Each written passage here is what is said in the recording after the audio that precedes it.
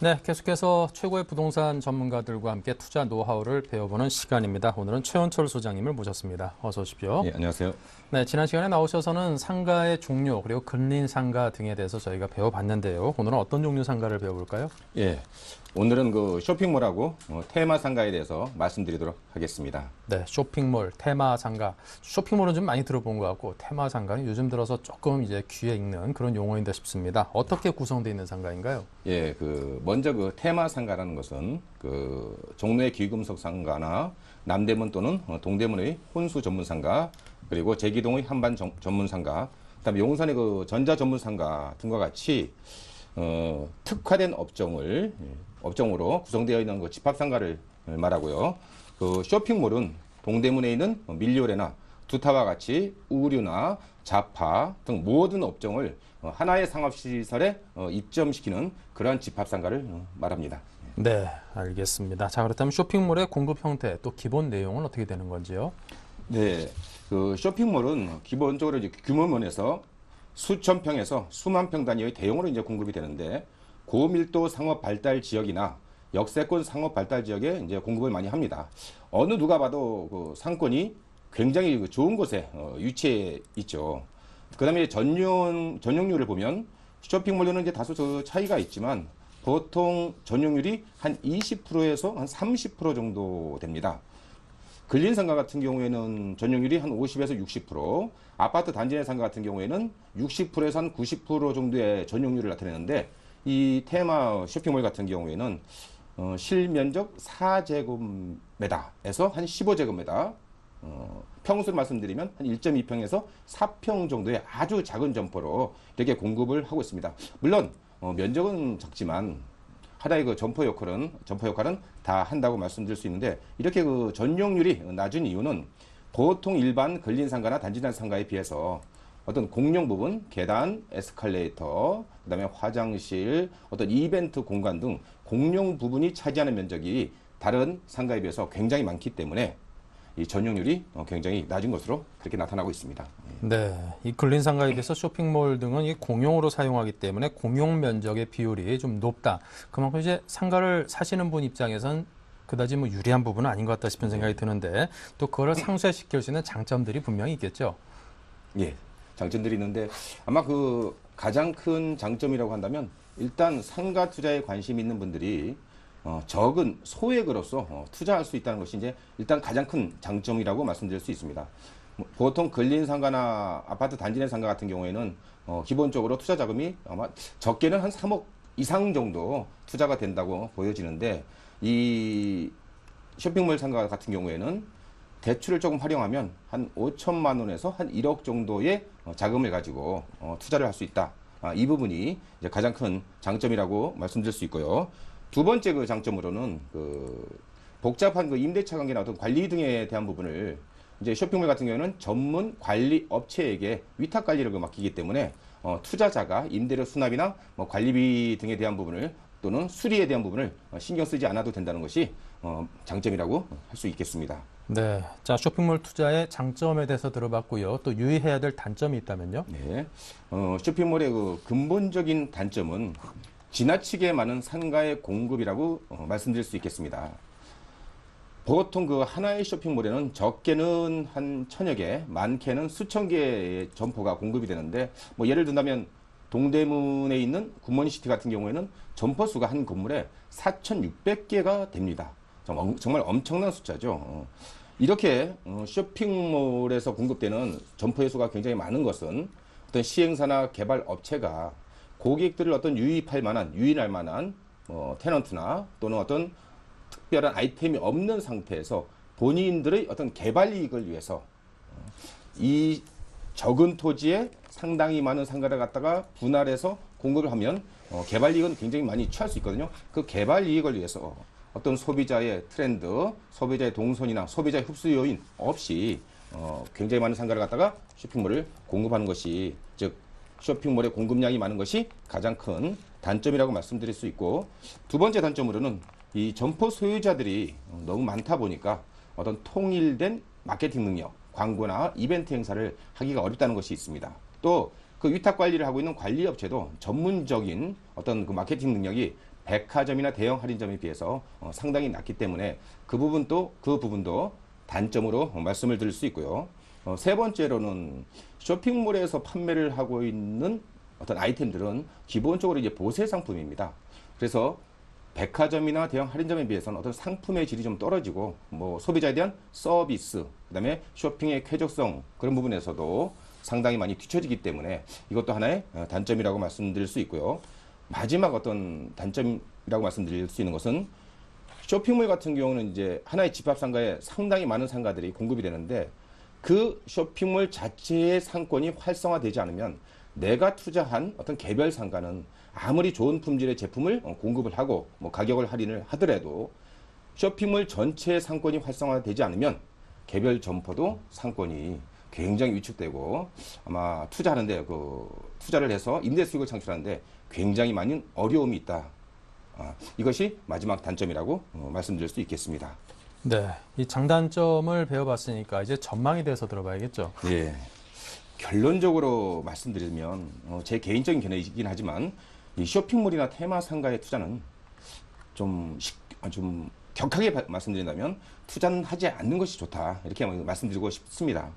물론 이제 2000년대 초반에는 이 적은 금액을 가지고 소액을 가지고 이 쇼핑몰에 투자해서 임대 수익도 얻고 그다음에 실질적으로 경우에 따라서는 처분을 통해서 처분 수익도 얻는 경우가 상당히 많이 있었습니다.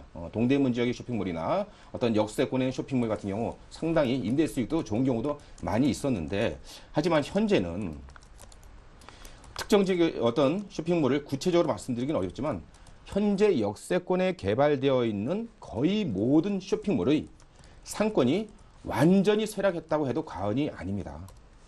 이 쇼핑몰에 투자해서 성공을 하려면 조금 전에 말씀드린 대로 쇼핑몰 전체의 상권이 활성화되어야 하는데 개별 점포의 능력, 쇼핑몰의 과잉 공급, 그다음 어떤 마케팅 능력의 부족 등에 의해서 실질적으로 소비자들을 유인할 만한 그러한 테넌트가 없기 때문에 쇼핑몰의 상권이 활성화되기가 어렵습니다. 또 이렇게 활성화되기 어려운 어떤 사회적인 구조를 갖고 있는데 그 첫 번째 이유가 뭐냐면 그 인터넷 쇼핑몰 발달입니다. 이 쇼핑몰은 기본적으로 젊은 층을 타겟으로 하는 그러한 상업시설인데 과거에 2000년대 중반까지만 해도 인터넷 쇼핑이 그렇게 발달되지 않았을 때는 젊은 층들이 동대문 지역에 와서 쇼핑을 하고 역세권에 공급되어 있는 쇼핑몰에 와서 쇼핑도 하고 하지만 지금은 그 소비자들이 또 현재의 젊은 소비자들이 인터넷 쇼핑 쪽으로 굉장히 많이 이탈을 했다. 그래서 쇼핑몰이 상권 활성화가 되기 어려운 그러한 구조를 하나 갖고 있다고 말씀드릴 수 있고요. 두 번째 이유는 백화점과 그 대형 할인점의 증가를 들 수 있습니다. 유동인구가 많거나 또는 역세권에 보면 지금 백화점이나 대형 할인점이 없는 지역이 거의 없습니다. 이 백화점과 대형 할인점하고 쇼핑몰은 의류나 잡화 부분에서는 서로의 경쟁 관계에 있다고 말씀드릴 수 있는데 조금 전에 말씀드린 대로 백화점의 마케팅 능력, 어떤 쇼핑의 쾌적성 등에 의해서 쇼핑몰이 그 백화점과 대형 할인점하고의 경쟁 관계에서 이길 수 없기 때문에 이것도 하나의 즉 백화점하고 대형 할인점의 증가가 쇼핑몰 활성화가 되기 어려운 하나의 구조적 이유라고 말씀드릴 수 있고요. 마지막으로 세 번째는 홈쇼핑 활성화도 역시 쇼핑몰이 쇠락하는 하나의 이유가 된다고 말씀드릴 수 있겠습니다. 따라서 향후 혹시 쇼핑몰을 개발업체가 개발해서 공급을 하게 되더라도 되도록이면 우리 투자자께서는 이 쇼핑몰 투자는 자제하는 것이 좋지 않겠는가 이렇게 말씀드릴 수 있겠습니다. 네, 자 이렇게 해서 쇼핑몰과 테마 상가에 대해서 그 투자 전략까지 자세히 짜봤습니다. 잠시 후 실제 경매 시장에 나와 있는 또 물건들을 분석하고 투자 방법들을 짚어보도록 하겠습니다. 먼저 부동산 실물 매매 정보부터 보겠습니다.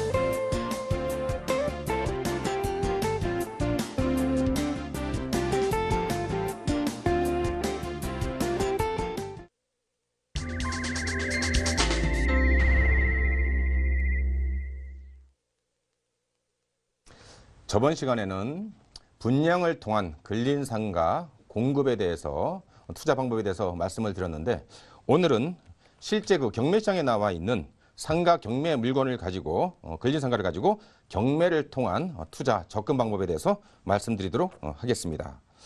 먼저 물건 개요에 대해서 간단하게 그 말씀을 드리겠습니다.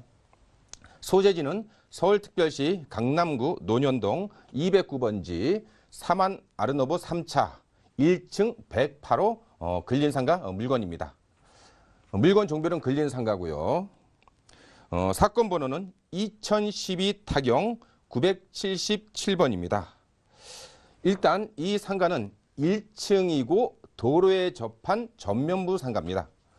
제가 저번 시간에 근린상가에 대해서 투자를 말씀드릴 때 상가 투자는 도로에 접한 상가만 투자를 해라 라고 분명히 말씀을 드렸습니다. 그 후면부 상가나 중간에 끼인 먹통 상가는 임대 수익도 어렵고 처분 수익은 말할 것도 없이 임대 수익도 어렵기 때문에 반드시 도로에 접한 전면부 상가만 투자하라고 말씀드렸는데 이 물건은 1층이면서 도로에 접한 전면부 상가입니다. 이 부분에 대해서 좀 이해가 안 되시면 그 서울경제TV 홈페이지에 보시면 저번 강의한 내용이 나와 있으니까 참고를 하시도록 하고요. 자, 입찰일자에 대해서 말씀을 드리겠습니다. 입찰일자는 2012년 11월 21일입니다. 아직 시간적인 여유가 많이 있고요. 혹시 이 날짜에 입찰자가 없으면 또 유찰이 되니까 한 달 정도 시간이 있는데 그 부분에 대해서는 과연 유찰이 될지 아니면 이번에 입찰자가 생길지에 대해서는 제 나름대로의 견해에 대해서 말씀을 드리도록 하겠습니다. 자, 그리고 좀 전에 말씀드린 대로 이 상가는 1층 상가입니다. 일반적으로 상가 투자자가 가장 좋아하는 상가 층수는 1층인 건 다 아시죠? 저도 개인적으로는 상가는 1층 상가가 아니면 아무리 저렴해도 투자를 하지 않습니다. 물론 그 이유에 대해서 간단하게 말씀드리면 1층 상가가 임대 수익도 얻을 수 있고 그리고 경우에 따라서는 처분 수익도 얻을 수 있기 때문에 1층 상가를 고집하는데 문제는 이제 1층 상가의 어떤 가격대가 다른 층에 비해서 이제 상당히 높은 것이 그것이 이제 문제가 되겠죠.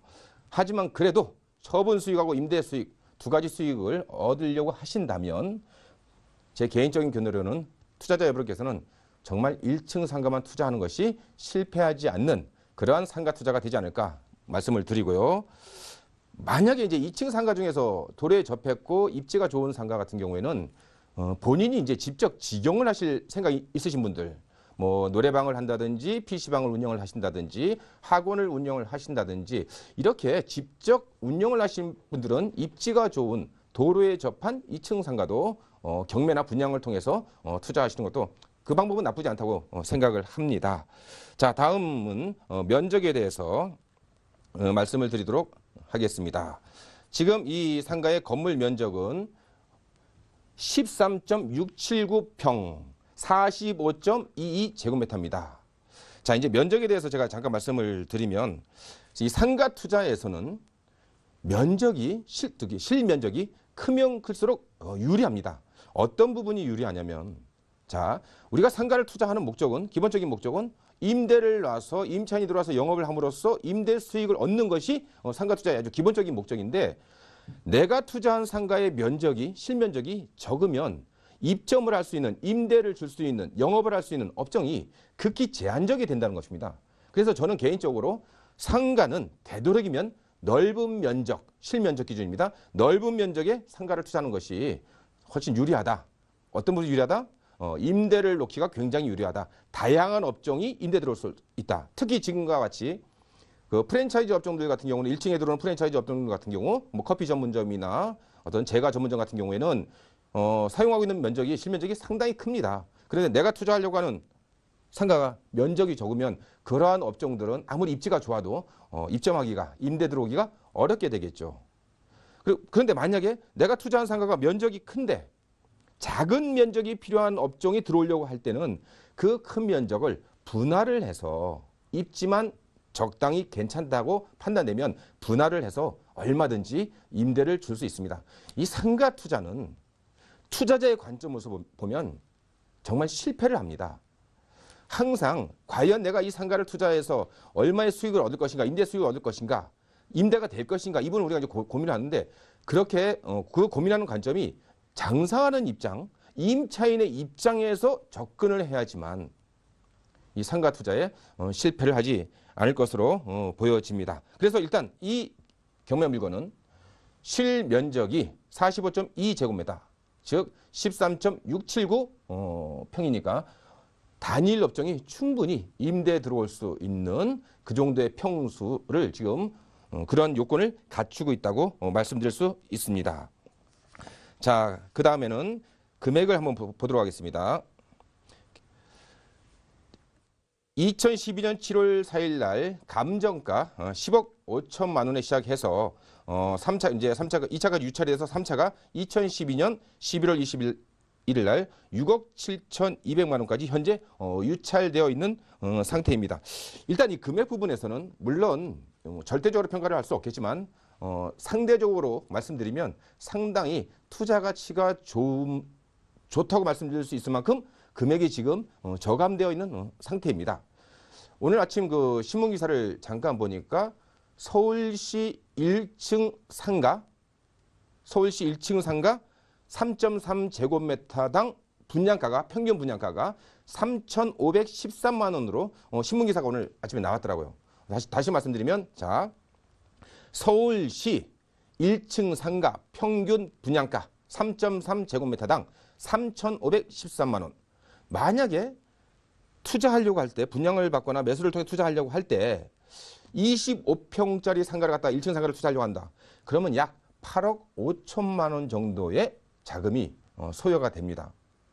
그리고 강남 상구 같은 경우에는, 이 물건은 지금 강남구 논현동에 있는 물건인데, 강남 상구 같은 경우에는 공급되는 상가의 1층 상가의 평당 공급가는 3.3제곱미터당 한 5천만 원이 좀 넘습니다.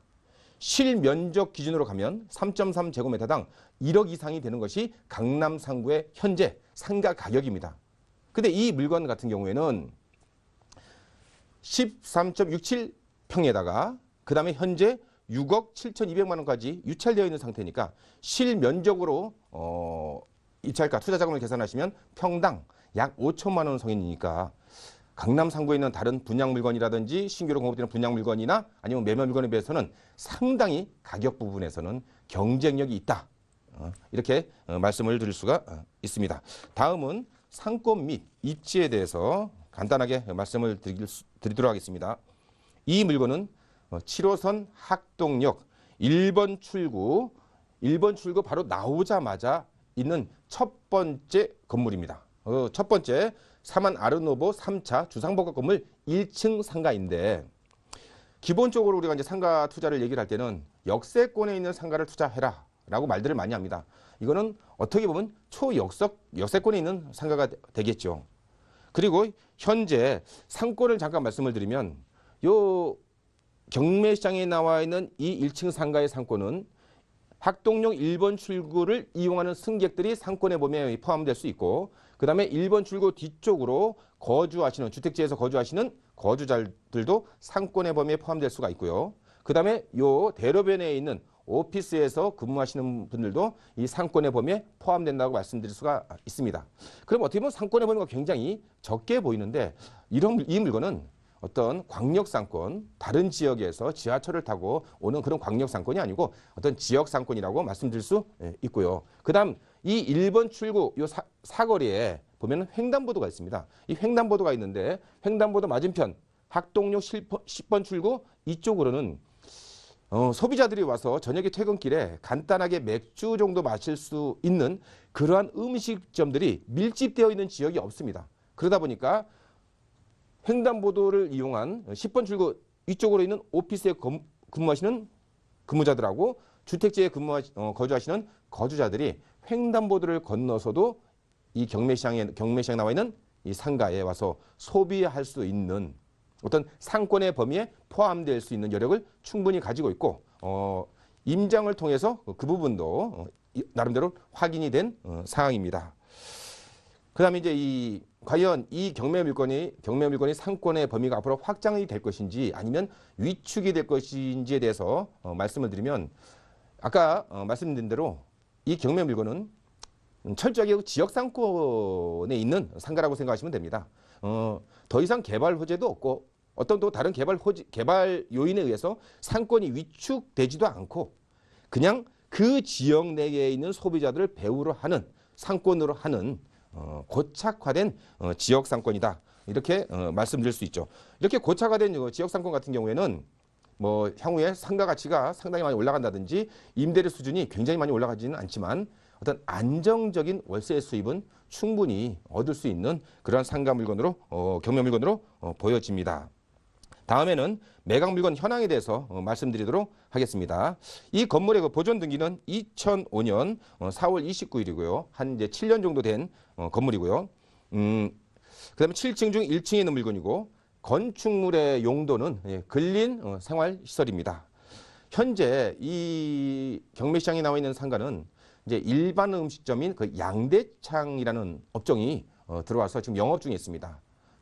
물론 이제 그 108호 지금 경매시장에는 1층 108호가 경매로 나와 있는데 그 옆에 107호까지 같이 임대를 얻어서 두 개의 점포를 양대창이라는 업종으로 현재 영업을 하고 있습니다. 그리고 사진을 잠깐 보여드리면 현재 사진상에 이제 잘 보이시는지 모르겠지만 요 1층 라인 이 전체가 지금 일반 음식점으로 현재 영업 중에 있습니다. 공실은 없고요. 그리고 경매시장에 나와 있는 것은 조금 여기 동그랗게 표시되어 있는 이 양대창이 현재 경매시장으로 나와 있는데 이게 지금 두 개의 점포를 임차해서 영업 중인데 경매시장에 나와 있는 것은 13평짜리 한 개의 점포만 경매에 나와 있습니다. 지금 이 1층에 점포가 영업 중인 점포가 하나, 둘, 셋, 6개가 있는데 이 6개 모두 13평인 하나의 점포만 임대해서 영업 중인 것이 아니고 모두 2개씩 임대를 얻어서 영업 중에 있는 그러한 물건입니다.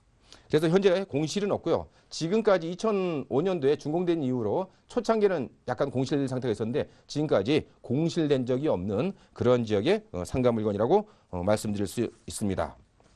권리 분석에 대해서 이번엔 잠깐 말씀드리겠습니다. 현재 여기 임차인이 영업 중에 있는데 이 임차인이 보증금 4,500만 원에 월세 350에서 현재 영업 중에 있고요. 그 다음에 등기부등본을 잠깐 보시면 이제 경매에서 우리가 이제 낙찰을 받았을 때 과연 이 임차인의 보증금을 인수할 것인지 아니면 또는 전혀 인수하지 않을 것인지에 대해 설명드리면 이 임차인 같은 경우에는 속칭 지역별 환산보증금 상인법이 적용되는 지역별 환산보증금 서울 기준으로 3억을 초과하기 때문에 낙찰자가 인수하지 않게 되고 또 말소 기준 권리인 최초의 근저당 국민은행보다도 이 임차인의 사업자 등록이 늦기 때문에 역시 낙찰자가 인수하지 않아도 됩니다. 일단 그 부분 말씀드리고 등기부상 나와 있는 근저당권이나 가압류 같은 경우에도 경매로 낙찰을 받게 되면 그 최초의 근저당권 밑에 있는 등기상에 있는 권리들도 전부 말소가 되기 때문에 낙찰자가 인수하지 않게 됩니다. 자, 그 다음에 이 사만 아르노브 1층 상가에 대한 낙찰 사례에 대해서 잠깐 말씀드리도록 하겠습니다. 이 사만 아르노브 1층 상가 아까 화면상으로 식당들을 쭉 보셨는데 2009년도에 한 4개 정도가 경매시장에 거의 한 달 간격으로 쭉 나왔었어요. 그때의 감정가를 잠깐 보시면 같은 옆에 있는 점포들인데 보통 12억, 그 다음에 12억 1,100만 원, 11억 8천만 원, 12억 6천만 원의 감정평가가 됐고 낙찰된 금액은 평균적으로 감정가 대비 50% 정도의 낙찰이 됐습니다. 그러면 어쨌든 물론 상가를 갖다가 감정가로 판단하면 안 되겠지만 감정가 대비로 했을 때는 상당히 유리한 금액으로 좋은 금액으로 낙찰을 받은 것이 사실입니다. 하지만 현재 같은 경우에는 감정가가 10억 500만 원인데 지금 64%까지 저감이 돼서 지금 상당히 투자 가치가 있다고 보여지는데 현재 임대 시세를 간단하게 말씀드리도록 하겠습니다. 현재 임대 시세는 제가 조사한 바로는 그 1층 상가들의 보증금은 기본적으로 5천만 원에서 월세 300 정도는 기본적으로 받을 수 있는 그러한 상가들입니다. 물론 투자자 여러분께서 시청자 여러분께서 어떻게 입찰가를 얼마나 산정하실지는 여러분의 요구 수익률에 맞춰서 입찰 금액을 결정하시면 될 것 같고요. 오늘은 현재 경매시장에 나와 있는 근린 상가에 대해서 사례를 가지고 말씀드렸습니다. 이상으로 최원철이었습니다. 감사합니다.